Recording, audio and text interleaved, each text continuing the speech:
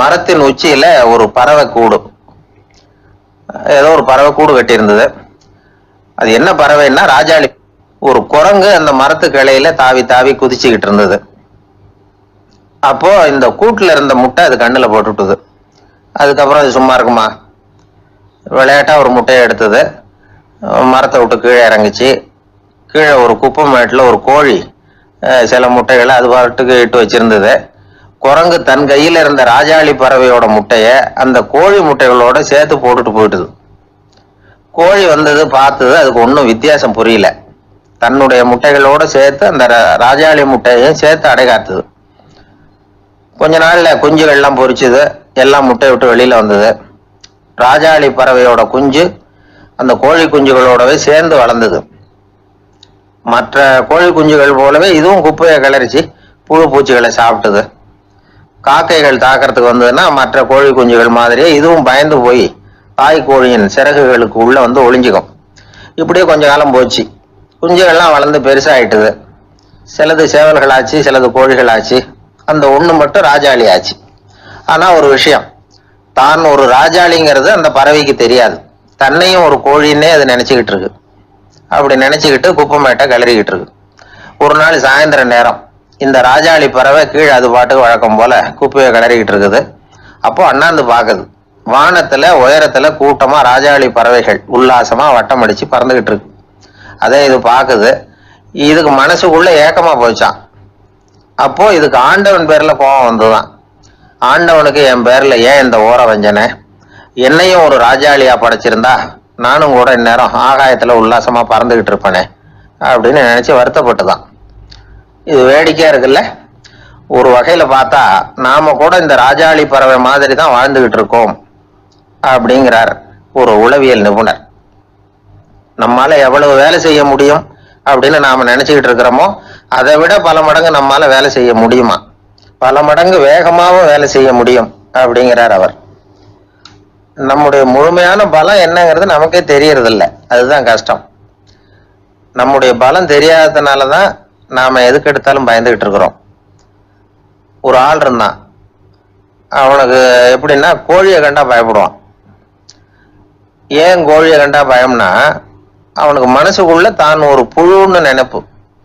தன்னை ஒரு புழுவா நினைக்கும் பொழுது, புழுன்னா கோழி வந்து கொத்தும்ல, அதனால கோழியை கண்டு பயப்பட ஆரம்பிச்சிட்டான். இவன் நடுங்கிடுவான். எதிரில் கோழி வந்ததுன்னா உடம்பு பூரா நடுங்க ஆரம்பிச்சிடும். வீட்டில் இருக்கிறவங்க பார்த்தாங்க. இவனை அழைச்சிட்டு போய் ஒரு மனநோய் மருத்துவமனையில சேர்த்துட்டாங்க. அங்க உள்ள டாக்டர் இவருக்கு சிகிச்சையெல்லாம் கொடுத்தார். ஒரு வாரம் இவனை தங்க வச்சு வேண்டிய சிகிச்சையெல்லாம் கொடுத்து மன ரீதியாக அவனை மாற்றி, சரி இனிமே நீ வீட்டுக்கு போகலாம்னு சொல்லி அனுப்பி வச்சார். வீட்டுக்கு புறப்பட்டான். அப்போ சொன்னார், இதை பாருப்பா, நீ வீட்டுக்கு போகலாம், நேராக வீட்டுக்கு போ, நல்லா ஞாபகம் வச்சுக்கோ, இனிமே வந்து நீ ஒரு புழு கிடையாது, மனுஷன், தைரியமா புறப்படு, போயிட்டு வா அப்படின்னு சொல்லி வழி அனுப்பி வச்சார். சரிங்க டாக்டர்னு சொல்லிவிட்டு அவன் புறப்பட்டு போனான். பாதி வழி போயிருப்பான். லேசா நிமிர்ந்து பார்க்கறான், எதிரில் ஒரு கோழி வந்துகிட்டு இருக்கு. அது பாட்டுக்கு சாதாரணமா நடந்து வந்துகிட்டு இருந்தது. அவ்வளவுதான், இவன் உடம்பு கிடுகிடுன்னு ஆட ஆரம்பிச்சுட்டுது. திரும்பி ஓடி வந்துட்டான். டாக்டர் கேட்டார், ஏன்பா திரும்பி ஓடி வந்துட்டேன்னு. பாதி தூரம் போயிட்டேன் டாக்டர், எதிரில் ஒரு கோழி வந்துகிட்டு இருக்குது, அதான் பயமா இருந்தது வந்துட்டேன்னா. டாக்டருக்கு ஒரு மாதிரி ஆயிடுது. அவர் சொன்னார், இதை பாருப்பா, நான் தான் சொன்னேனே, நீ ஒரு புழு இல்லை, மனுஷன். இனிமே நீ புழு கிடையாது, நீ ஒரு மனுஷன். நீ ஒரு புழு இல்லைங்கிறது இன்னமும் உனக்கு புரியலையா அப்படின்னாரு டாக்டர். நான் புழு இல்லைங்கிறது எனக்கு தெரிஞ்சுட்டுது டாக்டர், இது அந்த கோழிக்கு தெரியுமான்னு தெரியலையே அப்படின்னா. இவெல்லாம் எந்த காலத்துல மாறுறது? அதனால வாழ்க்கையில வெற்றி பெறணும் அப்படின்னு நினைக்கிறவங்க யாரா இருந்தாலும் தன்னுடைய பலம் என்ன அப்படிங்கிறத முதல்ல புரிஞ்சுக்கணும். தன்னுடைய சக்தியை புரிஞ்சுக்கிட்டவன் வெற்றி பெறுவது நிச்சயம். அந்த காலத்துல அண்ணாமலை ரெட்டியார்னு ஒருத்தர் இருந்தார். அவர் வெங்கனூர் அப்படிங்கிற கிராமத்துல இருந்தார். அங்க இருந்து விருத்தாசலம் கோவிலுக்கு தவறாம போயிட்டு வந்துகிட்டு இருந்தார். இடையில வெள்ளாறு. அதுல ஒரு சமயம் வெள்ளம் வந்துட்டுது. இவரால் போக முடியல. அதோட விளைவு வெங்கனூர்லயே ஒரு கோவில் கட்டணும் அப்படின்னு முடிவு பண்ணார், சிவாலயம். அந்த சமயத்துல வடநாட்டுல பஞ்சம். அதனால அங்கிருந்த பல சிற்பிகள் தென்னாட்டை நோக்கி வர ஆரம்பிச்சாங்க. அவங்க வெங்கனூர் வழியா வர்றது தெரிஞ்சதும் இவர் போய் பார்த்தார். இங்க ஒரு கோவில் கட்டணும், அதுக்கு நீங்க உதவணும்னார். பஞ்ச காலத்துல இப்படி ஒரு வாய்ப்பு கிடைச்சதுல அவங்களுக்கும் ரொம்ப மகிழ்ச்சி. உற்சாகத்தோட ஒத்துக்கிட்டாங்க. ஆலய திருப்பணி ஆரம்பமாச்சு. அவங்களுக்கு வேண்டிய எல்லா வசதிகளையும் இவர் செஞ்சு கொடுத்தார். அவங்களுக்கு எந்த குறையும் இல்லாம பார்த்துக்கிட்டார். அது மட்டும் இல்ல, ஒவ்வொரு நாளும் அங்க வருவாரு. உங்களுக்கு என்ன வேணும், எது வேணும்னு கேட்பாரு. ஏதாவது குறை இருந்தா சொல்லுவாங்க, உடனே தீர்த்து வைப்பார். இவரும் கேட்பார், எந்த குறையா இருந்தாலும் என்கிட்ட சொல்லுங்க அப்படின்னு சொல்லுவார். அதை தவிர இவராகவே கவனிச்சும் அவங்களுக்கு என்னென்ன தேவைங்கிறத கண்டுபிடிச்சு அதையெல்லாம் வந்து கொடுத்துக்கிட்டு இருப்பார். என்ன தேவைன்னாலும் அதை நிறைவேற்றி வச்சிருவார். அந்த சிற்பிகளின் தலைவன் ஒருத்தன், அந்த ஆளுக்கு வெத்தலை பாக்கு போடுறது பழக்கம். இதை தெரிஞ்சுக்கிட்டு அதுக்காகவே ஒரு ஆளை வந்து ஏற்பாடு பண்ணார். வேணுங்கிற போலாம் நீ வந்து வெத்தலை சீவல் மடிச்சு கொடுக்க வேண்டியது உன் வேலை அப்படின்னு ஒருத்தனை ஏற்பாடு பண்ணிட்டார். இப்படி எல்லாம் செஞ்சதும் அவங்களுக்கும் ரொம்ப உற்சாகம். ரொம்ப பொறுப்பா சிற்ப வேலைகளை செஞ்சுக்கிட்டு இருக்கிறாங்க. ஒரு நாள் என்னாச்சு தெரியுமா? அந்த சிற்பிகளின் தலைவன் ரொம்ப நுணுக்கமா ஒரு வேலையை செஞ்சுக்கிட்டு இருக்கிறான். சாரம் போட்டு அது மேல படுத்துக்கிட்டு அண்ணாந்து பார்த்து உச்சியில நுணுக்கமான சிற்பங்களை உருவாக்கிக்கிட்டு இருக்கான். சிற்பியின் கவனம் செதறப்படாதுங்கிறதுனால இவரு மெதுவா சத்தம் போடாம கிட்ட போய் நின்று அதை கவனிச்சுக்கிட்டு இருக்கிறார். அந்த சிற்பி வழக்கம் போல வெத்தலை பாக்குக்காக இடது கையை கீழே நீட்டினான். அந்த சமயம் பார்த்து அவருக்கு தாம்பூலம் கொடுக்கறவன் அங்க இல்லை, எங்கேயோ போயிருக்கிறான். அண்ணாமலை ரெட்டியார் என்ன பண்ணாரு தெரியுமா? தனக்காக கொடுக்கப்பட்ட தாம்பூலத்தை வாங்கி சிற்பியின் கையில கொடுக்குறார். அவன் வாங்கி போட்டுக்கிட்டான். இது என்ன இன்னைக்கு வெத்தலை சீவல் வேற மாதிரி இருக்குது, வாசனை தாம்பூலமா இருக்குது அப்படின்னு யோசனை பண்ணிட்டு கீழே திரும்பி பார்க்கிறார். பார்த்தா ரெட்டியார் மறுபடியும் சிற்பி கை நீட்டும் பொழுது கொடுக்கறதுக்காக தாம்பூலத்தை மடிச்சு வாங்கி வச்சுக்கிட்டு தயாரா நிக்கிறார். சிற்பிக்கு அதிர்ச்சி. உடனே பொத்துன்னு கீழே குதிச்சான். ஐயா, என்ன இது நீங்களா அப்படின்னா. இவர் சொன்னார், நான் ஒன்றும் தப்பு பண்ணலையே, உன்னுடைய கை புண்ணியம் செஞ்ச கை, கோயில் கட்டுற கை, அந்த கைக்கு தாம்பூலம் கொடுக்கறதுல என்ன தப்பு அப்படின்னாராம். ஏற்கனவே பஞ்சத்தில் அடிபட்டு வந்த எங்களை நீங்க ஆதரிச்சதே பெரிய விஷயம். இந்த செயல் வந்து என்ன ஒரு பெரிய கடனாளி ஆகிவிட்டது. ஐயா, எங்களுக்கு வந்து உணவு உடை இதை மட்டும் நீங்க கொடுத்தா போதும், ஊதியம்னு எதுவும் வாங்க மாட்டோம் அப்படின்னு நானா. அந்த சிற்பி எவ்வளவோ வற்புறுத்தியும் எதுவும் வாங்கிக்கலையா. இந்த செய்தியை தமிழ் தாத்தா டாக்டர் ஊவேசா சொல்லியிருக்கிறார். அந்த காலத்துல எப்படிப்பட்டவங்க எல்லாம் வாழ்ந்திருக்கிறாங்க பாருங்க. இந்த காலத்துல ஒருத்தர் கோவில் கட்டினார், வேலை செய்யற எல்லாருக்கும் சாப்பாடு போடுவார். சிற்ப வேலை செஞ்சுட்டு சாப்பிட வர்ற ஒவ்வொருத்தர் கையையும் அன்பா பிடிச்சு முத்தம் கொடுத்து உள்ள அனுப்புவார். அந்த கைகளுக்கு நீங்க கொடுக்குற மரியாதையாது அப்படின்னு கேட்டாங்க. அடா அது இல்லைங்க, ஏற்கனவே முதல் பந்தியில சாப்பிட வந்தவன் மறுபடியும் வர்றானான்னு கண்டுபிடிக்கிறதுக்காக கையை பிடிச்சி மோந்து பாக்குறேன் அப்படின்னாராம் அவர். பிரம்மத்தை அறிந்தவன் பிரம்மமாகறான் அப்படின்னு ஒரு பெரியவர் பேசினார் ஒரு கோவில்ல. தைத்திரிய உபனிஷத்து அப்படி சொல்லுதான். இதை கேட்கும் பொழுது நமக்கு ஒரு சந்தேகம் வரும். அது எப்படி? பிரம்மத்தை அறிந்தவன் பிரம்மம் ஆகிறான்னா, சிங்கத்தை அறிந்தவன் சிங்கம் ஆகிறானா, தோசையை அறிந்தவன் தோசை ஆகிறானா? இப்படிப்பட்ட சந்தேகம் நமக்கு வர்றதுல ஒன்றும் ஆச்சரியம் இல்லை. இது இயற்கை. இதுக்கும் அந்த பெரியவரே பதில் சொல்றார். சிங்கம் வேற, நாம வேற. அதனால சிங்கத்தை அறிந்தவன் சிங்கம் ஆக மாட்டான். ஆனா பிரம்மம் வேற, நாம வேற இல்லை. அதனால பிரம்மத்தை அறிந்தவன் பிரம்மமாகறான் அப்படிங்கிறது அவரோட விளக்கம். மனிதன் அவன்தான் தான் பிரம்மங்கிறது தெரியாதனாலதான் அதை வேற எங்கேயோ தேடிட்டு இருக்கிறான். கடைசியில அது தான் தாங்கிறது புரிஞ்சுக்கிற பொழுது அவன் பிரம்மம் ஆயிடுறான். இதை விளக்கறதுக்கு ஒரு உபநிஷத்து கதையே இருக்கு. நமக்கு தெரிஞ்ச கதை தான், ஆனால் அதை வேற விதமான அர்த்தத்துல விளையாட்டா சொல்லிட்டு இருக்கிறோம். ஒரு சமயம் ஒரு 10 நண்பர்கள் ஒரு காட்டு வழியா போயிட்டு இருக்கிறாங்க. குறுக்க ஒரு நதி, அதை கடந்து அடுத்த பக்கம் போகணும். எல்லாரும் ஒரு வழியா கடந்து அடுத்த கரைக்கு போய் சேர்ந்துட்டாங்க. அங்க போய் சேர்ந்ததுக்கு அப்புறம் எல்லாரும் பத்திரமா வந்து சேர்ந்துட்டோமா அப்படின்னு தெரிஞ்சுக்கிறதுக்காக எண்ணி பார்க்கறான் அந்த கூட்டத்து தலைவன். அவங்க மொத்தம் 10 பேர். ஆனா அவன் எண்ணி பார்க்கறப்போ 9 தான் வருது. ஏன்னா அவன் தன்னை விட்டுட்டான். எதிரில் நிக்கிறவங்கள மட்டுமே எண்றான். ஐயோ 10வது ஆள் எங்கேங்கிறான், பதறான். சரி நீ இரு, நான் எண்ணி பார்க்கறேன்னு சொல்லிவிட்டு இன்னொருத்தன் வந்து என்றான். அவனும் தன்னை விட்டுட்டு என்றான். 9 தான் வருது. எல்லாரும் கொய்ய முருகன்னு கத்த ஆரம்பிச்சிட்டாங்க. அந்த சமயத்துல ஒரு பெரியவர் அந்த பக்கமா வர்றாரு. என்ன விஷயம்னு விசாரிக்கிறார். 10வது ஆள் 6 அடிச்சுட்டு போடுது அப்படின்னு சொல்லி இவங்க அழறாங்க. சரி அழாதீங்க அப்படின்னு சொல்லி அந்த தலைவனை பார்த்து இப்படி வாங்குறார், வர்றான். இப்போ எனக்கு முன்னாடி ஒரு தரம் எண்ணு பார்க்கலாம்ங்கிறார். 1 2 3ன்னு ஆரம்பிச்சு 9ல் வந்து முடிக்கிறான். உடனே பெரியவர் நீ தான் அந்த 10வது ஆள் அப்படிங்கிறார். இது உண்மை. நாம தான் அது. நாம தான் நம்மளை வேற எங்கேயோ தேடிட்டு இருக்கிறோம். நாம எங்கேயோ தேடிட்டு இருக்கிறோமே அந்த பிரம்மம் நாம தான். இப்படி ஒரு பெரிய உண்மையை விளக்கறதுக்காக தான் அப்படி ஒரு கதை சொல்லப்பட்டது. ஆனா அதை வந்து நாம வேற விதமா வேடிக்கையா உபயோகப்படுத்திட்டு இருக்கிறோம். எப்படி தெரியுமா? ஒரு ஆத்தங்கரையில ஒரு 10 பேர் மூழ்கிக்கிட்டே நின்றுட்டு இருந்தாங்களாம். அந்த பக்கமா வந்த ஒருத்தன் ஏன் இப்படி மூழ்கிக்கிட்டு நிக்கிறீங்கன்னு கேட்டிருக்கிறான். எங்களுக்கு நீச்சல் தெரியாது, நாங்கெல்லாம் அடுத்த கரைக்கு போய் சேரணும் அப்படின்னு நாங்களாம். சரி நாங்க விட்டுட்டு போய் விடுறேன். எல்லாரும் அக்கறைக்கு போய் சேர்ந்த உடனே ஆளுக்கு ₹1 வீதமா மொத்தம் ₹10 எனக்கு கொடுக்கணும் அப்படின்னு இருக்கான் இவன். சரின்னு ஒத்துக்கிட்டாங்க. இவன் ஒவ்வொருத்தரா கையை பிடிச்சி மெதுவா ஆத்துல இறக்கி அழைச்சிட்டு போயிட்டான். 9 பேரை கரை சேர்த்துட்டான். 10வது ஆளு பாதி ஆத்துல போயிட்டு இருக்கிறப்ப திடீர்னு வெள்ளம் வந்துட்டுது. புடி நழுவி போச்சு. கையை விட்டுட்டான். வெள்ளம் அடிச்சுட்டு போட்டுது. அழைச்சிட்டு வந்தவன் நீச்சல் அடிச்சு தட்டு தடுமாறி கரைக்கு வந்து சேர்ந்துட்டான். கரையில இருந்தவங்களுக்கு இந்த விஷயம் தெரியாது. இருந்தாலும் இவன் உடம்பு பூரா நனைஞ்சி கொஞ்சம் அதிகமாக மூச்சு வாங்க நின்றுகிட்டு இருந்தானா, ஏங்க ஏன் இப்படி மூச்சு வாங்குது, என்ன விஷயம் அப்படின்னு கேட்டாங்களாம். அதுக்கு இவன் கொஞ்சமா அலட்டிக்காம சொன்னானா, வேற ஒண்ணும் இல்ல, நீங்க கொடுக்க வேண்டிய ₹10ல் ₹1 குறைஞ்சு போச்சு அவ்வளவுதான் அப்படின்னானா. ஒரு ஆளு ராமகிருஷ்ணரை தேடி வந்தான். அவன் கையில 1000 பொற்காசுகள் வச்சிருந்தான். அதை அவர்கிட்ட கொடுத்து இதை ஏத்துக்கணும் அப்படின்னு ரொம்ப பணிவா கேட்டுக்கிட்டான். அவரு பார்த்தார், இது எனக்கு தேவையில்லை, ஆனாலும் உன்னுடைய மனசை புண்படுத்துறதுக்கு நான் விரும்பல, அதனால நீ கொடுக்கறத வாங்கிக்கிறேன்னார். வாங்கிக்கிட்டார். அப்புறம் கேட்டார், இதை பாரு, இனிமே இதெல்லாம் என்னுடைய இதுதானே அப்படின்னார். ஆமா, அதெல்லாம் நான் உங்களுக்கே கொடுத்துட்டேன் அவன். சரி, இப்ப நீ எனக்காக ஒரு காரியம் பண்ணணும்னார். என்ன செய்யணும்னு சொல்லுங்கன்னா, இந்த நாணயங்களை எல்லாம் எடுத்துக்கிட்டு போய் கங்கை நதியில எரிஞ்சுட்டு வா அப்படின்னார்.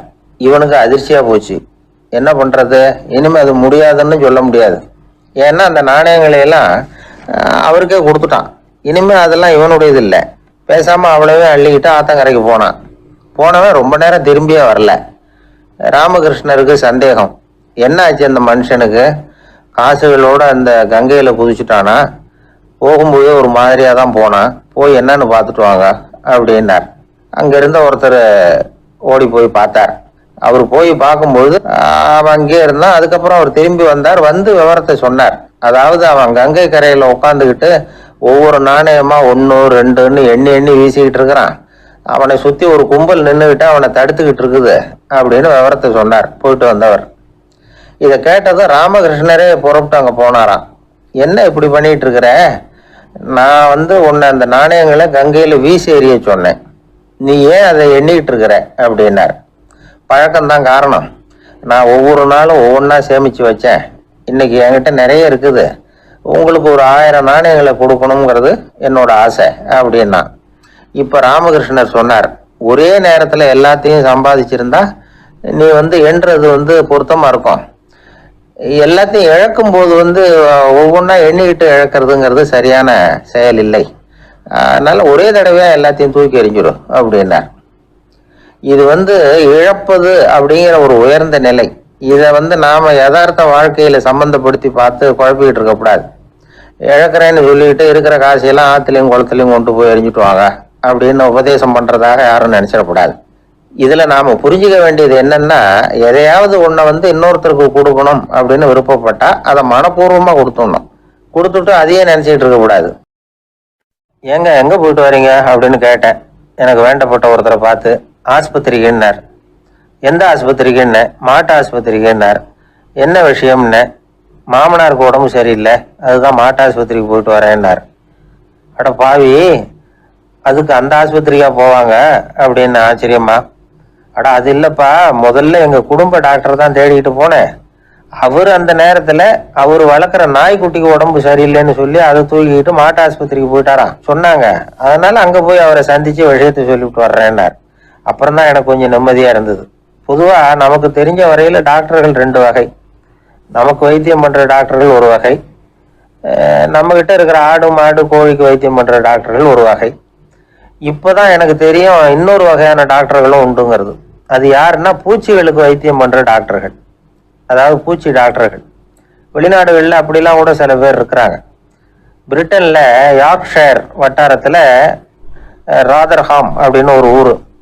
அங்க ஒரு விலங்கியல் மருத்துவர், பேரு டாக்டர் லான்ஸ் ஜெப்சன். அவர் ஆஸ்பத்திரி வாசல்ல பாத்தீங்கன்னா தினமும் நிறைய பேர் நின்றுட்டு இருப்பாங்க. கையில கண்ணாடி குடுவை, தகர டப்பா இப்படி ஏதாவது இருக்கும். அதுக்குள்ள ஏதாவது பூச்சிகள் இருக்கும். அதுக்கு வைத்தியம் பண்றதுக்காக வந்தவங்க தான் அவங்க எல்லாம். சிலந்தி பூச்சி, பல்லி, தேளு, பாம்பு இப்படி ஏதாவது இருக்கும். பொழுதுபோக்கா சில பேர் நாய், பூனை, கிளி, மைனா, புறா இப்படி ஏதாவது வளர்க்குறாங்கல்ல, அது மாதிரி இப்பெல்லாம் தேளு, பல்லி, பாம்பு, பூச்சி இதெல்லாம் வளர்க்க ஆரம்பிச்சிட்டாங்களாம். இது ஒரு புது ஃபேஷன். இப்போ கூண்டுக்குள்ள டப்பாக்குள்ள போட்டு வளர்க்குறது, அதுக்கு ஏதாவது நோய் வந்துட்டுதுன்னா வைத்தியம் பண்ணுறதுக்கு டாக்டர் கிட்ட வந்துட வேண்டியது, இப்படி இந்த பழக்கம்லாம் நிறையா வந்துட்டுது. ரத்தம் உறிஞ்சிற அட்டைகள் கூட இவங்க கிட்ட வைத்தியத்துக்கு வருதான். சிலந்திகள்ல செங்கால் சிலந்தின்னு ஒரு வகை. மத்திய அமெரிக்க காடுகள்ல இது அதிகம். சிலந்திகள்லயே ரொம்ப விலை உசந்தது இந்த ரகம்தான். கால்கள்ல சிவப்பு கோடுகள் இருக்கும். இந்த இனம் இப்போ குறைஞ்சிக்கிட்டே வர்றதுனால சர்வதேச விதிகளின்படி இவற்றின் ஏற்றுமதி இறக்குமதிக்கு தடை விதிக்கப்பட்டிருக்குது. அதனால இதை வளர்க்குறவங்க வீட்டுக்குள்ளேயே இனவிருத்தி மூலமா பெருக்கி விற்பனை பண்ணிட்டு வராங்களாம். அந்த வகை சிலந்திகள் தான் இப்போ வைத்தியத்துக்கு அதிகமாக வருதான். சரி, இதுக்கெல்லாம் எப்படி வைத்தியம் பண்றாங்க? முதல்ல அதை குளிர்பதன பெட்டியின் வலுவழுப்பான சுவரில் விட்ட உடனே அதெல்லாம் மெதுவா இறங்கி வரும். அப்போ அதன் நோயை கண்டுபிடிக்கிறது சுலபம். அப்புறம் அதுக்கு கிருமிகளை கொல்லக்கூடிய மருந்துகளையோ வலி நிவாரண மருந்துகளையோ கொடுப்பாங்க. கால் உடைஞ்ச சிலந்திகளுக்கு பசையை கொண்டு ஆப்ரேஷன் பண்ணுவாங்க. சில சிலந்திகளுக்கு உடைஞ்ச காலை எடுத்துட்டா புதிய கால் வளர்ந்துரும். சிலந்திகளை மனிதர்கள் கையில் எடுக்கிறப்போ அது பயந்து போய் கீழே குதிக்குது. அதனால கால் உடைஞ்சு விடுது, இல்லைன்னா வயிறு சேதமடையுது. அந்த நிலைமையில வர்ற சிலந்திகளுக்கு மயக்க மருந்து கொடுத்து ஆப்ரேஷன்லாம் கூட பண்றாங்களாம். பாத்தீங்களா பூச்சிகளுக்கு வந்த வாழ்வே. நம்ம ஊர்லயும் வீடுகளில் பூச்சிகள் வளர்க்கறது உண்டு. ஒருத்தர் வந்தார், எனக்கு 3000 கரப்பாம்பூச்சி அவசரமா தேவைப்படுது, எங்க கிடைக்கும்னு கேட்டார். கரப்பாம்பூச்சியா? அது என்னத்துக்குன்னு கேட்டோம். அது வேற ஒண்ணும் இல்ல, நான் குடியிருக்கிற வாடகை வீட்டை காலி பண்ண போறேன். வீட்டு சொந்தக்காரர் என்ன சொல்றாருன்னா, இந்த வீட்டுக்கு நான் குடி வந்தப்போ எப்படி இருந்ததோ அதே நிலைமையில விட்டுட்டு போகணும்னு வீட்டுக்காரர் சொல்லியிருக்கிறார், அதனாலதான் கேட்டேன் அப்படின்னார். ஒரு தந்தை தன்னோட பிள்ளைய ரொம்ப தைரியசாலியா வளர்க்கணும்னு ஆசைப்பட்டார்.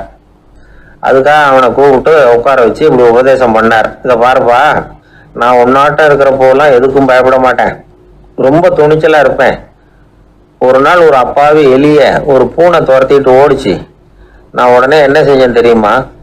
அந்த பூனையை பிடிச்சேன், அது வாலில் ஒரு பட்டாசு சரத்தை கட்டினேன், கொளுத்தி விட்டேன். படபடன்னு வெடிக்க ஆரம்பிச்சுட்டுது. அது துள்ளிக்கிட்டு அங்கேயும் இங்கேயும் ஓடி இருக்கு பாரு ஓட்டம், ரொம்ப தமாஷு அப்படின்னாரு அப்பா. இப்படி சொல்லிவிட்டு பையனை பார்த்து, இதை கேட்கறதுக்கு உனக்கும் துணிச்சல் வருதா? என்னுடைய செயலை நீ கேட்கறப்போ உனக்கு துணிச்சல் வருதா அப்படின்னு கேட்டார். வருதுன்னா பையன். எப்படின்னா அப்படிங்கிற விவரத்தையும் சொன்னாங்க. அதாவது எலிய விரட்டினத்துக்காக பூனை வாலில் பட்டாசு கொளுத்துனீங்க நீங்க, பூனையை விரட்டினத்துக்காக உங்க கழுத்துல பட்டாசு சரத்தை மாட்டினா என்னன்னு தோணுது எனக்கு அப்படின்னு நான் பையன். பையனோட துணிச்சல் அப்பாவையே நடுங்க வச்சுட்டுது. அது சரி, ஒரு அப்பா பிள்ளைக்கு இப்படியா உபதேசம் பண்றது? எல்லாருக்கிட்டையும் அன்பா பழகிறது எப்படி அப்படின்னு சொல்லி கொடுக்கணும். பிஞ்சு உள்ளங்கள்ல நஞ்ச தூவலாமா? ஒரு நாள் விநாயகர் ஒரு பூனையோட விளையாடிக்கிட்டு இருந்தாராம். அப்படி ஆசையா விளையாடிக்கிட்டு இருந்தப்ப அவரோட கை நகம் தவறுதெல்லாம் பூனையோட முகத்துல பட்டுட்டுதான். அது ஒரு சின்ன கீரெல்லாம் உண்டாகி விட்டுது. அப்பா அவர் அதை ஒரு பெருசா நினைக்கல. கொஞ்ச நேரத்துக்கு அப்புறம் விநாயகர் வீட்டுக்கு வந்தார். அவங்க அம்மா பார்வதி தேவியை பார்த்தார். பார்வதி தேவி கன்னத்துல விரலால கீறினது மாதிரி ஒரு அடையாளம் இருந்தது. விநாயகருக்கு அதிர்ச்சி, ஆச்சரியம். நம்ம அம்மா இந்த உலகத்துக்கே தாயார், அப்பேற்பட்ட அவங்க முகத்திலேயே கீரலை உண்டாக்கக்கூடியவங்க யாரா இருக்க முடியும் அப்படின்னு யோசனை பண்ணார். தாயே, உன்னுடைய கன்னத்துல இந்த வடு எப்படிமா ஏற்பட்டதுன்னு கேட்டார். குழந்தாய், இது நீ செஞ்ச காரியம்தான்ப்பா, உன்னுடைய கை நகம் கீறினதுனால ஏற்பட்ட வடுதான் இது அப்படின்னாங்க அவங்க. விநாயகர் திடுக்கிட்டு போட்டார். எப்படிமா அது? நான் எந்த காலத்திலயும் உன்னை அப்படி கீறினதாக எனக்கு நினைவு இல்லையே அப்படின்னார். இன்னைக்கு காலையில ஒரு பூனையை கீறினதை நீ மறந்துட்டியா அப்படின்னாங்க அந்த அம்மா. விநாயகர் திகைச்சு போய் நின்னார். பார்வதி தேவி சொன்னாங்க, இதை பாருப்பா, இந்த உலகத்துல இருக்கக்கூடிய எல்லா உயிர்கள்லயும் நான் இருக்கிறேன், நான் தான் இந்த உலகமா ஆகி இருக்கிறேன். ஆகையினால நீ யாரை துன்புறுத்தினாலும் அது உண்மையிலேயே என்ன துன்புறுத்தினதா தான் வந்து முடியும் அப்படின்னாங்க. விநாயகர் மனசுக்குள்ள ஒரு வெளிச்சம் ஏற்பட்டுதான். அதுக்கப்புறம் அவர் யாரையுமே கல்யாணம் பண்ணிக்காததுக்கு அதுதான் காரணமா. இந்த உலகத்துல எல்லாரையும், இங்க இருக்கிற எல்லாத்தையும் தாயின் வடிவமா அவர் பார்க்க ஆரம்பிச்சிட்டாராம். குருதேவர் ராமகிருஷ்ணர் இந்த கதையை எடுத்து சொல்லியிருக்கிறார். நபிகள் நாயகம் ஒரு தடவை ஒரு நாற்காலியில உட்காந்து என்னமோ யோசனை பண்ணிட்டு இருந்திருக்கிறார். அப்ப அவரோட உடையில ஒரு கீழ்ப்பகுதி தரையில படிஞ்சு கிடந்திருக்குது. அங்க விளையாடிக்கிட்டு இருந்த ஒரு பூனை அது மேல வந்து படுத்து தூங்கி போச்சு. தொழுகை செய்ய வேண்டிய நேரம் வந்துட்டு நபிகள் நாயகம் எழுந்திருக்க பார்த்தார். அப்போதான் பூனை தன்னோட உடை மேல படுத்து தூங்கிட்டு இருக்கிறது கண்ணுல படுது. பூனையோட தூக்கத்தை கலைக்க விரும்பல அவர். தன்னுடைய சகோதரியை கூப்பிட்டார், ஒரு கத்திரிக்கோள் எடுத்துட்டு வர சொன்னார். பூனை படுத்திருந்த உடை பகுதி மட்டும் இருக்குல்ல, அதை மட்டும் அதோட கத்திரிச்சு விட்டுட்டு அதுக்கப்புறம் அவர் எழுந்திரிச்சு தொழுகைக்கு போனாராம். அதாவது பிற உயிர்கள் கிட்ட எப்படி அன்பு காட்டணுங்கிறத பெரியவங்க எவ்வளவோ விதத்துல நமக்கு எடுத்து காட்டியிருக்கிறாங்க. இருந்தாலும் எத்தனை பேர் மனசுல அதெல்லாம் உரைச்சிருக்குது. நாமளும் நம்ம ட்ரெஸ் மேல ஒரு பூனை படுத்திருந்தா ஒரு கத்திரிக்கோலை தான் தேடுவோம், எடுத்துக்கிட்டு வர சொல்லுவோம். துணியை வெட்டுறதுக்கு பதிலாக இல்லை அதோட வாழை வெட்டினா என்ன அப்படின்னு தோணும். ஒரு ஆளு ரொம்ப பிரியமா ஒரு பூனையை ஆத்துல குளிப்பாடிட்டு இருந்தானா. எப்படி? அந்த பூனையை ஆத்து தண்ணியில அமுக்கி அமுக்கி குளிப்பாடிட்டு இருக்கிறான். அந்த வழியா போன பெரியவர் ஒருத்தர் இதை பார்த்தார். இதை பார்ப்பா, பூனையை அது மாதிரி ஆத்து தண்ணியில அமுக்கி குளிப்பாட்டாத, மூச்சு திணறி செத்து போடும் அப்படின்னு அட்வைஸ் பண்ணார். நீ போய் அவன் வேலையை பார்த்துக்கிட்டு, எனக்கு எல்லாம் தெரியும்னா இவன். சரின்னு அவர் போயிட்டார். கொஞ்ச நேரம் கழிச்சு அவரே அந்த வழியா திரும்பி வந்துகிட்டு இருந்தார். ஆத்துல பூனையை குளிப்பாட்டிக்கிட்டு இருந்தவன் அழுதுகிட்டு உட்காந்துருக்கிறான். பக்கத்துல அந்த பூனை செத்து கிடக்குது. இதை பார்த்தார் பெரியவர். நான் தான் அப்பவே சொன்னேனே அந்த பூனையை ஆத்துல நினைக்காதேன்னு, அதை கேட்டிருந்தா அப்படி ஆயிருக்குமா அப்படின்னார். அந்த ஆள் கோபமா அவரை முறைச்சு பார்த்தான். அட போய்யா, இந்த பூனை ஆத்துல குளிச்சதுனால ஒன்றும் செத்து போகல, குளிச்சதுக்கு அப்புறம் அதோட உடம்பு ஈரமா இருக்குதுன்னு அதை புழிஞ்ச, அதனாலதான் அப்படி ஆயிட்டுது அப்படின்னு நானா. உலகத்துல எது எதுக்கும் ஆராய்ச்சி கூடங்கள் இருக்குது இல்ல, அது மாதிரி தூக்கத்தை பத்தி ஆராய்ச்சி பண்றதுக்கு ஒரு ஆராய்ச்சி கூடம் இருக்குது. அப்படி ஆராய்ச்சி பண்ணணும்னா அதுக்கு மூழ்கிட்டு இருக்கணும்ல. அதனாலதான் அந்த ஆராய்ச்சி கூடம் இங்கே இல்லை, அமெரிக்காவில் பாஸ்டன் பல்கலைக்கழக மருத்துவமனையில அது இருக்குது. அங்க தூக்கத்தை பத்தி பல விதமான ஆராய்ச்சிகள் பண்ணிட்டு இருக்கிறாங்க. அந்த ஆராய்ச்சி கூடத்துல இயக்குனரா இருக்கிற ஒரு நிபுணர் அவர் என்ன சொல்றாரு தெரியுமா? உங்களுக்கு தூக்கம் வரலையா, நீங்க நல்லா தூங்குறதுக்கு தாராளமா சில யோசனைகளை என்னால சொல்ல முடியும் அப்படிங்கிறார். யோசனை தானே, காசா பணமா கேட்டு வச்சுக்கலாமே. உணவு, மனநிலை, தூங்கும் இடத்தோட சூழ்நிலை, படுக்கைக்கு செல்றப்போ உள்ள பழக்க வழக்கங்கள், இது காரணமா ஒருத்தருக்கு தூக்கம் வராம போகலாம். தூக்கம் வராததுக்கு இதுதான் காரணம்னா அதையெல்லாம் சுலபமா கட்டுப்படுத்தலாங்கிறார் அவர். தூக்கத்தை வரவழைக்கக்கூடிய ஒரு நல்ல மருந்து உடற்பயிற்சி. ஆனா ஒண்ணு, படுக்க போற நேரத்துல இது மாதிரி உடற்பயிற்சிகள் எல்லாம் செய்யக்கூடாது. கொஞ்சம் முன்னாடி பகல்லையே இந்த பயிற்சிகளை செய்யறது நல்லது. தூக்கம் வராம அவதிப்படுறவங்க பிற்பகல் நேரங்கள்ல காஃபி, டீ இது மாதிரி பானங்களை சாப்பிடக்கூடாது. மது அருந்துறது கூட தூக்கத்தை பாதிக்கும். வெது வெதுப்பான நீர்ல குளிக்கிறது, தியானத்துல ஈடுபடுறது, ஓய்வா இருக்கிறது, படுக்கிறது, அதாவது படுக்கிறதுக்கு முன்னாடி ஒரு கோவலை பால் சாப்பிடுறது, இதெல்லாம் தூக்கத்தை வரவழைக்கிறது ரொம்ப உதவியா இருக்கும். இன்னொரு விஷயம் என்னன்னா, தூங்கி ஆகணுமேங்கிற கவலை வேண்டியதில்லை. அப்படி நினைச்சு கவலைப்படுறதை விட்டுடணும். தூக்கம் வரலையா, உடனே படுக்கையை விட்டு எழுந்திருக்க வேண்டியது. வெளியில வாங்க, வேற ஏதாவது வேலையில ஈடுபடுங்க, கொஞ்ச நேரம் உலாவுங்க, அல்லது ஏதாவது ஒரு புஸ்தகத்தை எடுத்து படிங்க.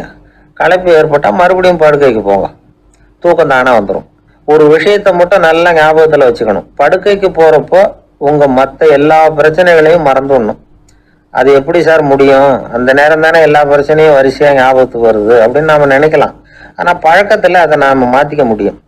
கொஞ்சம் முயற்சி பண்ணணும், அவ்வளவுதான். இது எல்லாமே ஆராய்ச்சி பண்ணி பார்த்துட்டு அந்த நிபுணர் சொல்ற கருத்து தான். இன்னொரு விஷயமும் அவர் சொல்றார். அது என்னன்னா, உடல் கோளாறு காரணமா தூக்கம் வராம அவதிப்படுறவங்களுக்கெல்லாம் இந்த யோசனைகள் சரியா வராது அப்படிங்கிறார். அதுக்கெல்லாம் மருத்துவ சிகிச்சை கொடுத்துதான் சரி பண்ணணும். சில பேருக்கு நடு ராத்திரியில மூச்சு திணறல் ஏற்பட்டு தூக்கம் வராம போயிடும். ஊரெல்லாம் தூங்குறப்ப தான் மட்டும் தூங்காம மூச்சுக்கிட்டு இருக்கிறது, ஊரெல்லாம் மூச்சிட்டு இருக்கிறப்போ தான் மட்டும் தூங்குறது, இது மாதிரி கோளாறுகளால சில பேர் பாதிக்கப்படலாம். காலு தசை முறுக்கிக்கிறதுனால சில பேருக்கு அடிக்கடி விழிப்பு வரலாம். மன அழற்சி காரணமா சில பேருக்கு தூக்கம் வராது. இது மாதிரி கோளாறுகளுக்கெல்லாம் அதுக்கு தகுந்த மாதிரி சிகிச்சை கொடுத்துதான் சரி பண்ண வேண்டியிருக்கும். எந்த கோளாறும் இல்லாம தூக்கம் வரலைன்னா ஆரம்பத்துல சொன்ன முறைகளை கடைபிடிச்சு பார்க்கலாம். தூக்கம் வந்ததுன்னா யோசனை சொன்ன அந்த நிபுணருக்கு நன்றி சொல்லலாம். ஒருத்தர், ஏன் சார் பஸ்ஸில் தூங்குறது கெட்ட பழக்கமானு கேட்டார். இல்லையே, நான் கூட பஸ்ஸில் போகிறப்ப தூங்கிட்டு தானே போவேன் அப்படின்னார் இன்னொருத்தர். அப்புறம் ஏன் என்ன டிரைவர் வேலை வேணாம்னு வீட்டுக்கு அனுப்பி வச்சுட்டாங்க அப்படின்னாராம் அவரு. ஒருத்தரை பார்த்து உன்னுடைய நண்பர்கள் யார் அப்படின்னு ஒரு கேள்வி கேட்டு பாருங்க. கொஞ்சம் யோசிச்சு பதில் சொல்லுவாங்க. அவங்க கிட்டயே உன்னுடைய எதிரிகள் யார் அப்படின்னு கேளுங்க, கடகடன்னு ஒப்பிச்சிருவாங்க. நம்ம மனசு இருக்க அது எப்படின்னா, நம்ம நண்பர்களை விட எதிரிகளை அது நல்லா ஞாபகத்துல வச்சுக்கும். இது ஒரு ஆச்சரியமான உண்மை. உங்களால நண்பர்களை மறந்துட முடியும், ஆனா எதிரிகளை மறந்துட முடியாது. இது ஒரு வேடிக்கையான நிலைமை தான். அழகான தருணங்களை நாம ஏன் மறந்துடுறோம்? இது இயற்கை. ஏன்னா நம்ம மனசு மலர்களை கவனிக்கிறது இல்லை, அதுல இருக்கிற முள்ளை தான் கவனிக்குது. தன்னை காயப்படுத்துகிற எதையும் அது உடனே கண்டுகொள்ளுது. ஒரு தெளிந்த சிந்தனை உடைய மனசு மிக அழகாக உள்ள எல்லாத்தையும் கவனிக்கும். அது நன்றியுடன் உணரக்கூடிய எல்லாத்தையும் பார்த்து குறிச்சிக்கும். இப்படிப்பட்டவங்க வாழ்க்கை இயல்பாகவே நல்லா அமையும். அது ரொம்ப அபூர்வம். மனசுல உள்ள ஒரு சிறிய அமைப்பை மாற்றுவதை பொறுத்து தான் இந்த விஷயம் அப்படிங்கிறார் ஓஷோ. ஒரு யூத கோவில் இருந்துதான், அது யூதர்களின் மடமாவும் இருந்தது. அங்க ஒரு தலைமை குரு, அவர் ரொம்ப கண்டிப்பானவர். அந்த கோவிலை ஒட்டி ஒரு தோட்டம். ஒரு நாள் காலையில அந்த தோட்டத்துல 2 இளம் யூதர்கள் நடந்து போய்கிட்டு இருக்கிறாங்க. காலையில 1 மணி நேரம், மாலையில 1 மணி நேரம் அவங்க அந்த தோட்டத்துல நடக்கிறதுக்கு அனுமதி உண்டு. மற்ற நேரங்கள்ல அவங்க மத புத்தகங்களை படிக்கணும், பிற விதிமுறைகளை கடைபிடிக்கணும். அந்த 2 பேருமே தொடர்ந்து புகைப்பிடிக்கிற பழக்கம் உள்ளவங்க. ஆனா கோவில் மடத்துல இருக்கிறப்போ அவங்க புகைப்பிடிக்க முடியாது, அது கடுமையான குற்றம். சரி, நாம தோட்டத்துல இருக்கிறப்போவாவது புகைப்பிடிக்கலாமா அப்படின்னு ஒரு ஆசை அவங்க 2 பேருக்குமே. இருந்தாலும் பயம். இப்படி கேட்டா மத குரு என்ன சொல்லுவாரோ அல்லது என்ன செய்வாரோங்கிற பயம். இப்படியே கொஞ்ச நாள் ஆச்சு. ஒரு நாள் இந்த 2 பேர்ல ஒருத்தன் ரொம்ப கலங்கி போய் அந்த கோவில்ல இருந்து வெளியில வந்துகிட்டு இருந்தான். வந்தவன் நேரா தோட்டத்து பக்கம் போனான். அங்க இன்னொருத்தன் ஆனந்தமா புகை பிடிச்சிக்கிட்டு இருக்கிறான். அதை பார்த்துதான் இவனுக்கு அதிர்ச்சி. அட கடவுளே, என்ன இது, நீ கேட்காமலே ஆரம்பிச்சிட்டியா அப்படின்னா. இல்ல நான் கேட்டுட்டு தான் ஆரம்பிச்சிருக்கேன்னா அவன். அப்படியா, என்ன மனுஷன் அவரு, நானும் தான் கேட்டேன், என்ன கண்ணாபுண்ணான்னு திட்டி விட்டார். இது என்ன கோவிலா இல்ல நரகமா? உனக்கு புகை பிடிக்கணும்னு ஆசையா இருந்தா நரகத்துக்கு போகணும்னு சொல்லிவிட்டார். அது சரி, உன்னை மட்டும் எப்படி அனுமதிச்சாரு அப்படின்னு கேட்டான் இவன். அவன் சிரிச்சுக்கிட்டே, நீ எப்படி கேட்ட சொல்லு அப்படின்னா. நாம இந்த தோட்டத்துக்கு வர அனுமதிக்கப்பட்டிருக்கிறதே ஜபத்துக்காகத்தானே, அதனால நான் ஜபம் சொல்லும் பொழுது புகை பிடிக்கலாமா அப்படின்னு கேட்டேன். அதுக்கு தான் அவர் சத்தம் போட்டு என்னை அடிக்கவே வந்துட்டார் அப்படின்னா இவன். நீ ஒரு மாதிரியா கேட்டிருக்க, நான் வேற மாதிரியா கேட்டிருக்கிறேன். ஜெபம் சொல்லும் போது புகை பிடிக்கலாமான்னு நீ கேட்டிருக்க. ஐயா, புகை பிடிக்கும் போது ஜபிக்கலாமா அப்படின்னு நான் கேட்டேன். அதுல தப்பு ஒண்ணும் இல்லை அப்படின்னு பதில் சொல்லிட்டார் அப்படின்னா. ஒரு சிறிய மாற்றம் தான் அது மிகப்பெரிய மாறுதலை ஏற்படுத்தி விட்டது. மனசு நல்ல விதமா சிந்திக்க ஆரம்பிச்சுட்டுதுன்னா மகிழ்ச்சிக்கு பஞ்சம் இல்லை. ஒரு கஞ்சன் ஆத்துல விழுந்துட்டான், வெள்ளத்துல தத்தளிச்சுக்கிட்டு இருக்கிறான். கரையில நின்ன ஒருத்தர், உன் கையை கொண்டா இப்படி புடிச்சு இழுத்து கரையில சேர்த்து விடுறேன்னார். எதையும் கொடுத்து பழக்கம் இல்லாத அவன் கையையும் கொடுக்க மாட்டேன்னுட்டான். இவர் பார்த்தார், உன் கையை கொடுன்னு சொல்றதுக்கு பதிலா நான் என் கையை கொடுக்கறேன் புடிச்சுக்கோ அப்படின்னார். அவன் கப்புன்னு புடிச்சுக்கிட்டான், இழுத்து கரையில போட்டார். 1816 வருஷம் செப்டம்பர் மாசம் 11ஆம் தேதி பிரான்ஸ் தேசத்துல உள்ள ஒரு மருத்துவமனை. அங்க ஒரு இளம் டாக்டர் கொஞ்ச நாளைக்கு முன்னாடி தான் அந்த ஆஸ்பத்திரியில புதுசா வேலைக்கு சேர்ந்திருக்கிறார். அவரு பேரு ரெனே லெனக்.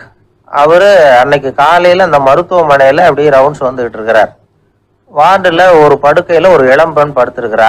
அந்த பொண்ணுக்கு இருதய நோயா இருக்கலாம்ங்கிறது மற்ற டாக்டர்கள் சந்தேகம். அந்த காலத்துல எல்லாம் ஒருத்தருடைய இருதய துடிப்பை தெரிஞ்சுக்கணும்னா நோயாளியின் மார்புல டாக்டர் வந்து காதை வச்சு பார்த்து தான் தெரிஞ்சுக்கிறது வழக்கம். ஆனா இந்த பெண்ணும் வந்து இளம் பெண், அந்த டாக்டரும் புதுசா சேர்ந்திருக்கிறவர். அதனால பரிசோதனை பண்ண தயங்கினார்.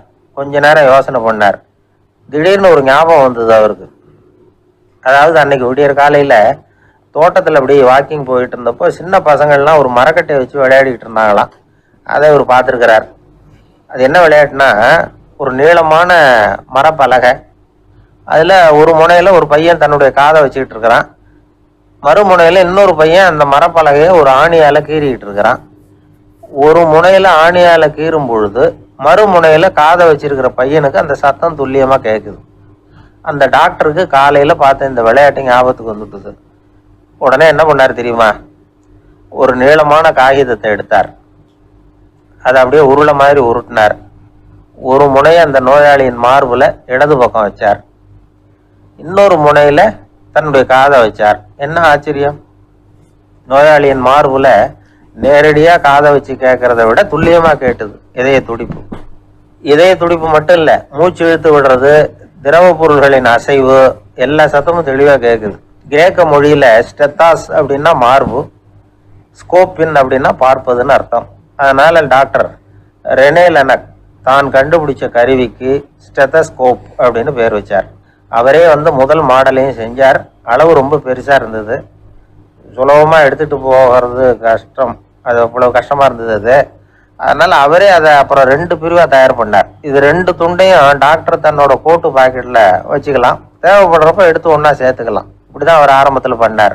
தன்னுடைய இந்த கண்டுபிடிப்பை பத்தி அவர் ஒரு புத்தகம் எழுதினார். நிறைய வித்துது, புகழும் பணமும் சேர்ந்தது. பணமும் புகழும் வந்து சேர்ந்தது மாதிரியே அவருக்கு ஒரு நோயும் வந்து சேர்ந்தது. அது என்ன நோயின்னு கண்டுபிடிக்கிறதுக்கும் அவர் கண்டுபிடிச்ச கருவி தான் உபயோகப்பட்டுதான். அவரே அதை கண்டுபிடிச்சார். அவருக்கு வந்திருந்தது காச நோய். 1826ஆம் வருஷம் ஆகஸ்ட் மாதம் 13ஆம் தேதி உலகத்தின் முதல் ஸ்டெதஸ்கோப்பை கண்டுபிடிச்ச டாக்டர் ரெனே லெனக் காலமானார். அவர் சாகிறதுக்கு முன்னாடி மரத்தால் செஞ்சு வச்சிருந்த ஸ்டெதஸ்கோப்பை தனக்கு வேண்டியப்பட்ட ஒரு டாக்டர்கிட்ட கொடுத்து, என்னுடைய சொத்துக்கள்லேயே ரொம்ப வசந்தது அப்படின்னு சொன்னாராம். அதுக்கப்புறம் 3 வெள்ளைக்காரங்க சேர்ந்து இந்த கருவியில் சில மாற்றங்களை பண்ணாங்க. ஆனால் 1829 லண்டனில் டாக்டர் நிக்கோலஸுங்கிறவர் ஒரு காதால இதய துடிப்பை கேட்கறத விட டாக்டர் 2 காதாலையும் கேட்கறது தான் சரியா இருக்கும் அப்படின்னு ஒரு கருத்தை வெளியிட்டார். அதுக்கப்புறம் ரொம்ப காலம் கழிச்சு 1852 ஜார்ஜ் காமான் அப்படிங்கிறவர் ரப்பர் டியூப்களை உபயோகப்படுத்தி 2 காதாலையும் கேட்குற மாதிரி ஒரு புதிய வடிவத்தை அதுக்கு கொடுத்தார். அதுக்கு பிறகு அது படிப்படியா எவ்வளவோ மாற்றங்கள் இருந்தாலும் ஆரம்பத்துல டாக்டர் ரெனே லெனக் உருவாக்கின அடிப்படை மாடலை யாரும் மாற்றி அமைக்கலைங்கிறது தான் முக்கியமான விஷயம். நமக்கு தெரிஞ்ச ஒரு ஆஸ்பத்திரி, அதில் ஒரு நோயாளி, காலை நேரத்தில் நர்ஸு அந்த பக்கமாக போயிட்டு இருந்தாங்க. அதை பார்த்துட்டு ஒரு நர்ஸுன்னு கத்துறாரு. நர்ஸு அவசரமாக ஓடி வந்து என்ன விஷயம்னு கேட்டாங்க. சிஸ்டர், இங்கே பாருங்க, உங்கள் டாக்டரை என் நெஞ்சில் ஒரு காதை வச்சு கேட்டுக்கிட்டு இருக்கிறார் அப்படின்னார் நோயாளி. சிஸ்டர் பதட்டப்படாம, அதனால என்ன, இந்த டாக்டர் பழமையான விஷயங்கள்ல ரொம்ப நம்பிக்கை உள்ளவர், அதனால ஸ்டெதாஸ்கோப்பை உபயோகப்படுத்தாம காதை வச்சு கேட்கிறார், அது ஒன்றும் தப்பு இல்லை அப்படின்னாங்களாம். ஐயோ, அதுக்காக இல்லை சிஸ்டர், இவர் என் நெஞ்சு மேல தலையை வச்சது நேற்று ராத்திரி 9 மணி, இப்போ விடிஞ்சு போச்சு, இன்னமும் தலையை எடுக்கவே இல்லை, அதுக்காக தான் சந்தேகப்பட்டு உங்களை கூப்பிடுறேன் அப்படின்னாராம்.